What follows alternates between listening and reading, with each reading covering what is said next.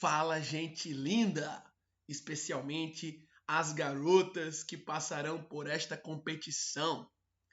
A top, magnífica OFEMEBA, Olimpíada Feminina de Matemática do Estado da Bahia.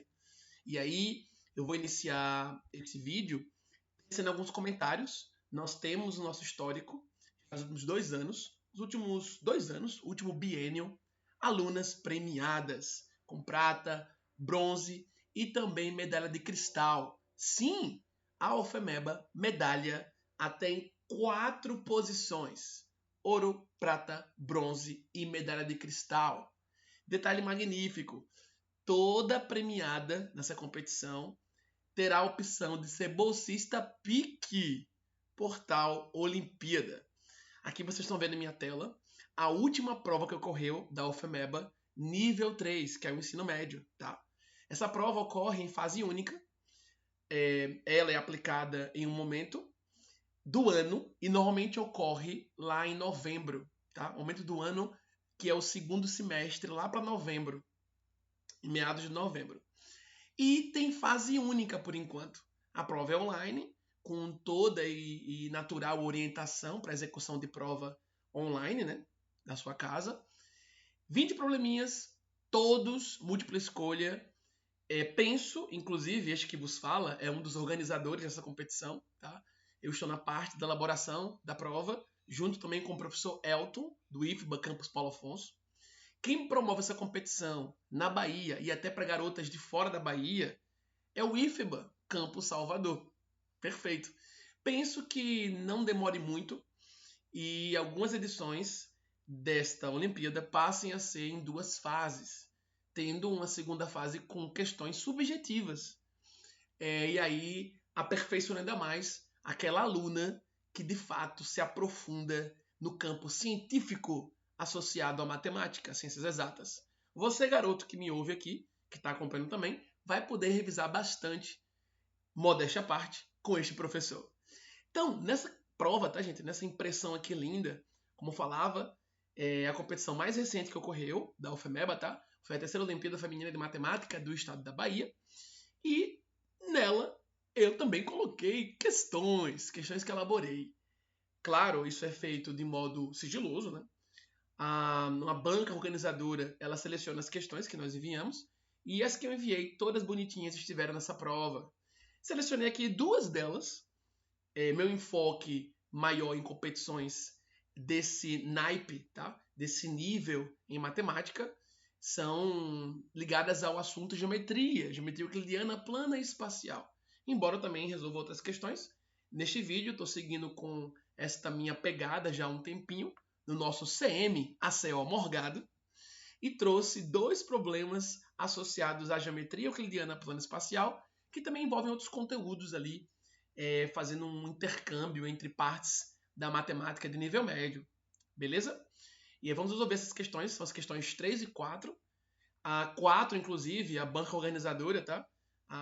O professor Fábio Cruz, lá no Campo Salvador, quando estava montando a prova com as questões, ele elogiou demais essa questão 4.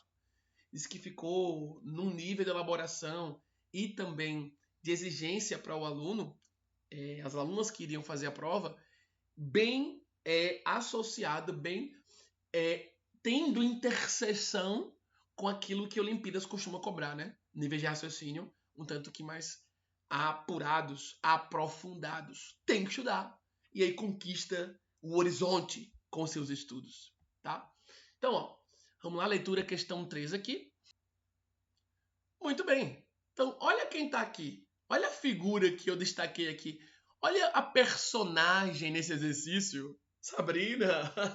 Ela tá me ouvindo aí? Deixa o like, Sabrina, nesse vídeo e faz um comentário aí embaixo, tá? Sassá! Então, ó, Sabrina, aluna entusiasta da matemática dita olímpica, construiu um cilindro circular reto. Então, eu já tenho noção que muito do que vai ocorrer aí está envolvendo uma figura espacial. Daqui a pouco a gente lembra quem é o cilindro, tá? Segura aí. Circular reto, ou seja, não é o cilindro oblíquo. De raio e altura, munidos por medidas pertencentes ao conjunto dos números inteiros. Fica ligado nisso também. tanto o raio quanto a altura nesse cilindro circular reto da questão são valores que pertencem aos números inteiros. A questão reforçou ainda que eles são positivos, o que é um fato, né? Se raio é uma medida e altura também, num objeto real, beleza, concreto, tinha que ser positivo, tá bem? Com a seguinte propriedade. A área de sua base, que a questão chamou de C1, a área da base do cilindro, portanto, C1, a área da superfície lateral, C2, e o seu volume C3 estão nessa ordem, C1, C2, C3. Nessa ordem, em uma cor amarela, em uma progressão geométrica estritamente crescente. Ou seja, numa sequência, primeiro, segundo e terceiro termos não podem coincidir. O estritamente crescente, o estritamente dessa ideia. Não tem como ser igual um termo ao outro. Crescente, então, vai aumentando. Acabou. Estritamente crescente não tem como ter um termo igual ao outro. Um diferente do outro e aumentando. Beleza. E aí continua. Isso posto, Sabrina pôde concluir que a medida do raio da base desse sólido poderia pertencer ao intervalo. Olha que questão muito bem elaborada. Envolveu geometria euclidiana espacial, progressão geométrica e, ao fim, você tem que marcar o item com intervalo na reta. Intervalo na reta, uma maneira de representar conjuntos. Primeiro ano do ensino médio. Tá? Progressão geométrica, segundo ano do ensino médio. Cilindro circular reto, final do segundo ano e terceiro ano, lá no IFBA Campus Paulo Afonso. Tá? Então, aqui, só recordando, né? Vamos recordar aqui que objeto é esse, fazer um esboço rapidinho, tá? Então, você tem uma tampa, representação, ilustração desse objeto. Cilindro circular reto, ou seja, ele está em pé, não está inclinado. Inclinado é oblíquo, lembra disso. Foi nos dito o quê? Bora marcar, né? Iniciando agora a leitura do exercício para a resolução. Então, você reiniciou colocando os dados do problema. Lindo. Então, eu tenho aqui um raio lindo. Vamos marcar esse raio. Um raio R, ele não falou quanto media. E posso também marcar aqui minha altura. Chamar essa altura aqui de H. Top, top. Eu sei que tanto R quanto H, vou colocar aqui essa informação também, ó. Passo 1, passo 2. Tanto R quanto H pertence ao conjunto dos números inteiros positivos. Lembrança, tá? Tanto R quanto H, que são medidas numa figura, num objeto, e nesse caso um objeto espacial, não serão nulas também, né? Porque se o raio for zero ou Hzinho for zero, então você não teria nem altura se H fosse zero e nem uma borda circular na base, na tampa do cilindro, porque não teria raio, tá? Não existiria lá. Então basta dizer que EZ é positivo, está implícito aqui que R e H são inteiros positivos, e lembra, zero não é nem positivo nem negativo. Top! Então não precisa colocar aquele asterisco em cima dizendo que RH não seria nulos. Isso não é concebível em termos de sinal. Positivo é uma coisa, negativo é outra, e zero não tem nem sinal. Marquei esses dados aqui, 1 e 2. E ele disse que a área de sua base eu chamaria de C1. Vamos marcar aqui, ó. Vou pegar a cor vermelhinha. Corvinho, corvinho. A área da base, ele está chamando de C1. Marque aí. A área da superfície lateral, colocar AL, para você chamar de C2. Vá colocando isso. Lindamente como eu estou fazendo. E o volume desse cilindro é para chamar de C3. Top, top. Ou seja, nesse passo 3 da resolução, que eu estou esquematizando mais um bloquinho de informações do exercício, eu tenho que lembrar, né, o que é a área da base para o cilindro, uma borda circular, região interna, o disco, o círculo, πr ao quadrado. Qual é a área lateral do cilindro? Se você pega uma latinha, tá aqui tampa e base, olha o almoço mexendo. E você vem e arranca a tampa, arranca a base e passa uma tesoura corta na lateral e estica a lateral do cilindro, o que é a lateral do cilindro? É um retângulo. Tá? Se eu envolvo novamente toda a lateral que eu cortei, volta para o tubo. Tá? Um tubo, se eu corto, planifico retângulo. Tá? A área lateral de um cilindro é a área de um retângulo, em que uma das dimensões é o comprimento da borda circular, lá na base e na tampa, que é o 2πr, cachupiri, tá? E uma vez o retângulo planificado, toda a outra dimensão dele é h, que é a altura. Veja aqui um esboço rapidinho, tá? Mesmo exemplificando aqui com as minhas mãos, veja um esboço, vocês sabem disso, e aqui é simples, mas é bom fazer revisão. Diversas pessoas vão estar assistindo e aí uma que não lembra, né, consegue já confirmar. Então, ó, se eu pego um cilindro e planifico, aqui comigo, o que acontece se eu planifico o meu cilindro? Planifiquei meu cilindro, tá lá uma circunferência para a base e para a tampa, e vice-versa para outra. Toda a extensão que é esse contorno que está aqui, ó, e aqui, é o tamanho da sua borda. É o tamanho da sua borda de tampa e base para seu cilindro. Tá? E esse cara quem é? 2πr. E quem é essa extensão todinha aqui agora? A altura. Qual a área lateral de um cilindro? Se sua lateral é um retângulo, H vezes 2πr. Porque 2πr, não se esqueça, é o comprimento da circunferência, a borda. Se eu volto a enrolar esse retângulo, toda a região de borda aqui, ó, toda essa bordinha linda que está aqui, ó, ela vai repousar sobre esta dimensão do retângulo. Toda essa bordinha aqui vai repousar sobre esta borda. Se eu volto a enrolar o retângulo, o corpo do cilindro, tampa por cima, observe na horizontal, meu cilindro, e a base por baixo. Pá! E qual é o comprimento da circunferência? 2πr. A altura do cilindro chamei de h. Então a lateral quem é? 2πr vezes h, ou h vezes 2πr. Prontinho. Aqui lembrando a planificação para o cilindro. E recorda, né? Qual o volume mesmo do cilindro? Qual o volume de um prisma? Já revisei isso em outra aula minha. O que é prisma? Observe o cilindro aqui bonitinho. O cilindro circular reto é um exemplo de prisma. O que é prisma? Eu tenho um plano marcado no espaço, chamei de plano alfa. Mais abaixo dele ou acima, eu marco um outro plano paralelo a ele. Vou pegar a cor aqui rosa. Na hora que você marca um outro plano paralelo a ele, por exemplo, está alfa lá em cima, beta aqui embaixo. Vou no plano alfa, desenho um polígono, desenho uma região redonda, desenho uma região plana. Se eu espelho essa região plana de cima para baixo, num plano mais abaixo ou no plano mais acima, e eu conecto com retas essas duas regiões marcadas em cada plano, eu estou formando um sólido. Ele vai ter profundidade agora. Isso é o prisma. Prisma é aquele sólido formado por planos paralelos que formam tampa e base de uma figura espacial. Por exemplo, note que uma pirâmide, ou mesmo cone, não são prismas.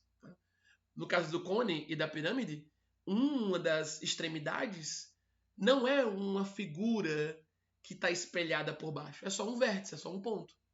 Tá? No caso do cilindro, eu tenho um prisma. Quem é o volume de um prisma? A área da base, olha a mão se mexendo, vezes a altura. De onde vem isso? O princípio de Cavalieri. Pegou uma basezinha, a lâmina mais rasteira possível no sólido, calculou a área dele. Se eu for empilhando essa área até chegar no topo, eu contei a área da base, somando com ela mesma o tamanho da altura. Então, eu contei a área da base com ela mesma h vezes, que é o tamanho da altura. Por isso você faz a área da base vezes a altura, princípio de Cavalieri, lindinho, tá? E aí, então, quem é o volume do cilindro? A área da base, πr², vezes h. Então, você já sabe quem vai estar em C1, C2 e C3. Aqui só revisando, porque nesse ponto 3 você teria que lembrar que mesmo colocando C1, como ele falou, C2, C3, até a hora do cálculo, eu tenho fórmulas para fazer isso, tá? Você tem fórmulas para fazer isso e aqui expliquei elas bem objetivamente neste exercício. Prosseguindo com o exercício, com a questão, o enunciado fala que esse C1, C2 e C3 estão nessa ordem, uma progressão geométrica. Aí você lembra e escreve uma progressão geométrica, vamos aqui para o lado. Vem aqui para o lado. Seu passo número 4. Uma PG que tem C1, C2 e C3 como termos. Se ele falou que é uma progressão geométrica com esses termos, C1, C2 e C3, ela é estritamente crescente, então C2 é maior que C1. Por sua vez, C3 é maior que C2 e também maior do que C1. Vai aumentando e nenhuma coincide. Se liga nisso. Uma vez que eu tenho tudo isso já dado, ele quer que você venha e diga o seguinte, ó, isso posto, Sabrina pôde concluir que a medida do raio da base desse sólido poderia pertencer ao intervalo, e você marca um item. Eu tenho uma pergunta em torno do raio, então vou mexer com o raio R. Se liga aí que você já marcou no exercício. Agora, uma vez que ele falou que era uma PG, nessa sequência, de novo, assim como você fez no passo 3. Lembra a definição de PG? No passo 3 você lembrou das fórmulas, era da base, lateral para o cilindro, volume. Top! Agora, no caso da PG, o que é que define uma PG? Quem lembra essa sequência linda que está tão aplicada ao nosso dia a dia em muitas situações de problema, como no cálculo de montante a juros compostos? Ali você tem um exemplo de PG. Tá? Então, olha que massa! Se isso é um PG, eu sei então que C2 é igual ao C1 vezes uma razão. Essa razão que é a razão de variação de um termo para outro. Isto é, uma PG, por definição, é toda sequência em que um termo intermediário é igual ao seu antecessor vezes uma razão. Como aqui a nossa PG é estritamente crescente, Q não pode ser negativo, Q não pode ser nulo, porque haveria repetição, Q tem que ser maior do que zero. Fique ligado nisso, tá? Então, aquela sequência em que os termos vão aumentando por meio de uma multiplicação, isso é progressão geométrica. Na progressão aritmética, os termos vão aumentando por meio de uma soma com a razão. Razão é aquela parcela que promove a variação dos termos numa PG, bem como numa PA.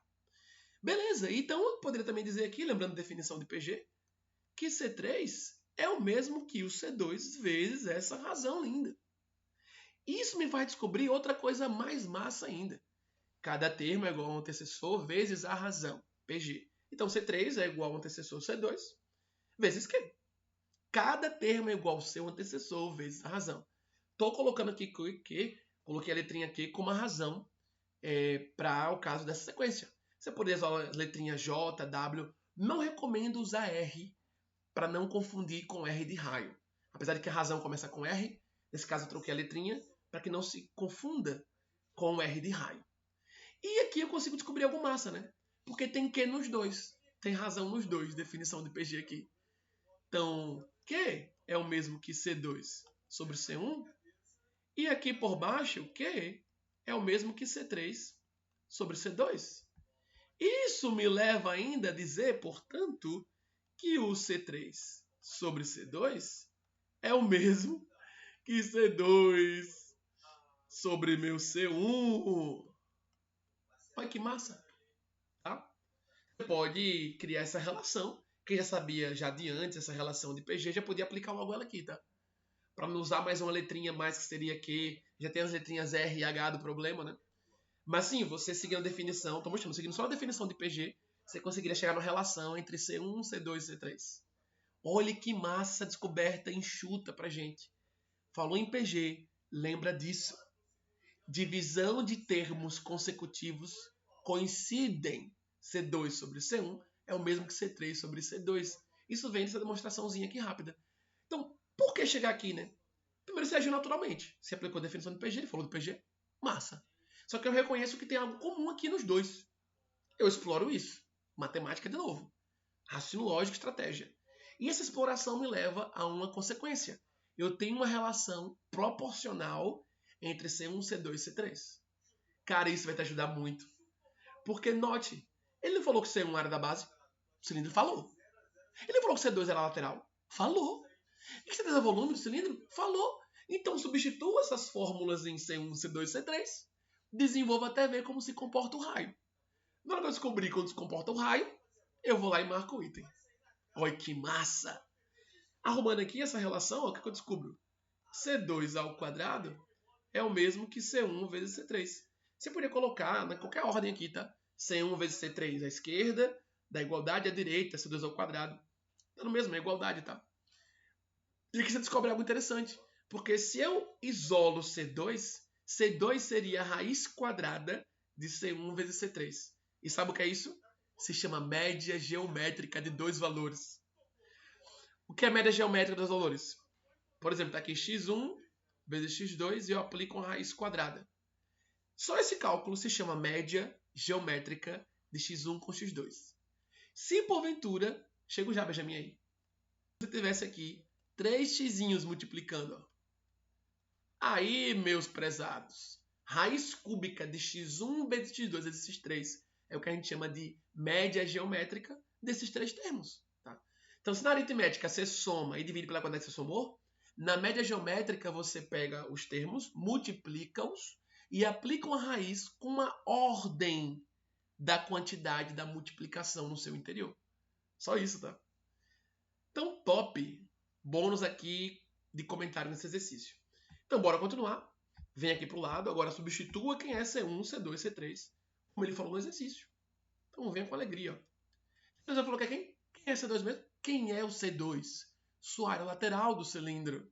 Chamei a base lá no raio R, altura H. Então, aqui eu tenho 2 πr H. Tudo isso ao quadrado, meu C2. Quem é meu C1? Quem é meu C1? A área da base, πr quadrado, ele falou na questão. E quem é meu C3? Volume. Vá lá e bote o volume do cilindro. A área da base, πr ao quadrado, vezes H. Tome.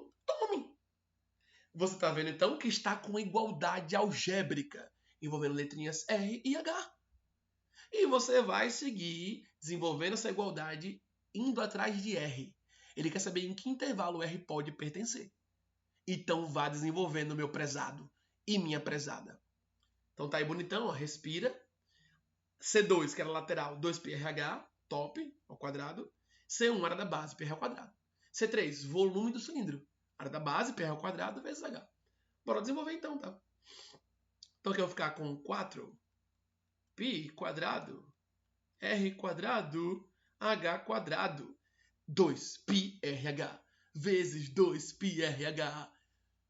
Ele vezes ele, todo mundo vezes ele mesmo. Como tudo é um produto, pode distribuir o expoente em cada parcela. Então, 2 ao quadrado, 4.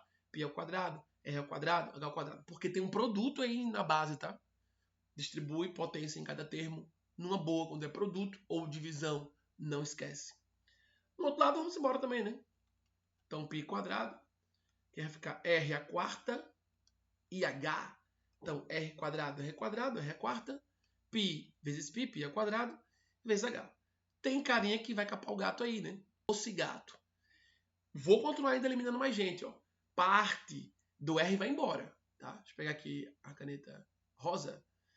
R quadrado, dividindo R quadrado em ambos os membros, eu consigo também diminuir esse R à quarta, caindo para expoente 2. Top. Outro cara que eu vou conseguir simplificação aí. Lindo. Meu H que é comum nos dois lados, tudo multiplica, tá? Então H vai embora com H. Dividido por H ambos os membros, o H da esquerda vai sobrar apenas com expoente 1. Organiza tudo aqui agora, tá? Então, 4 vezes esse R quadrado não tem aqui. Fica o H, maravilhoso. Sobrou um H ali.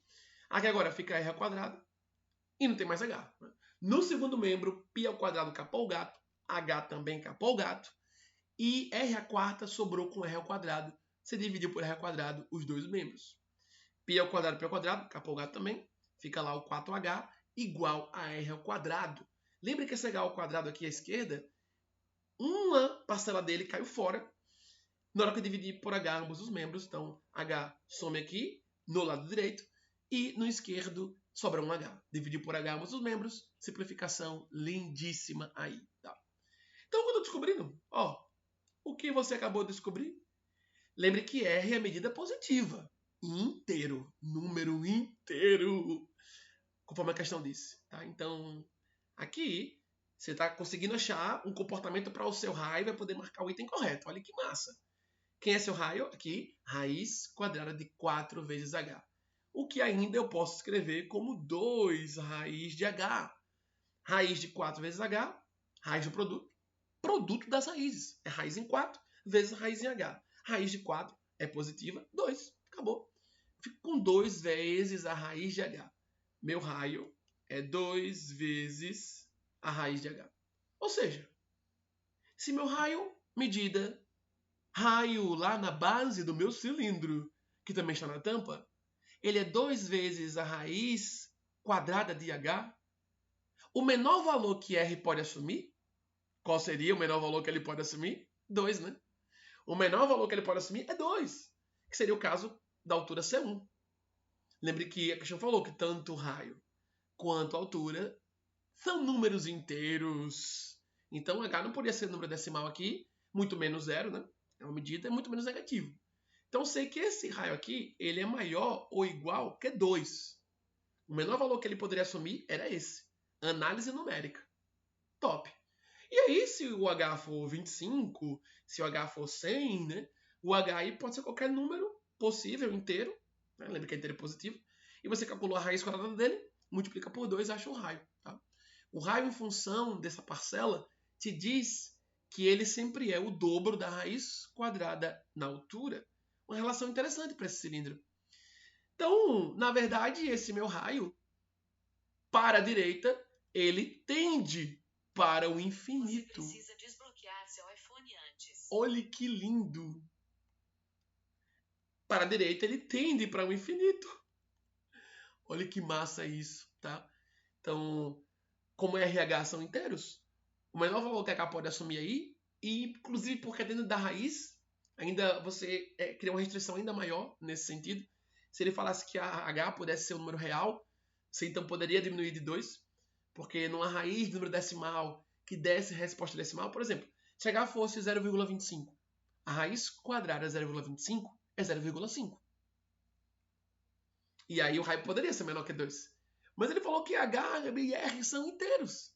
Então fica claro você chegar ao menor valor que H pode assumir, que seria 1.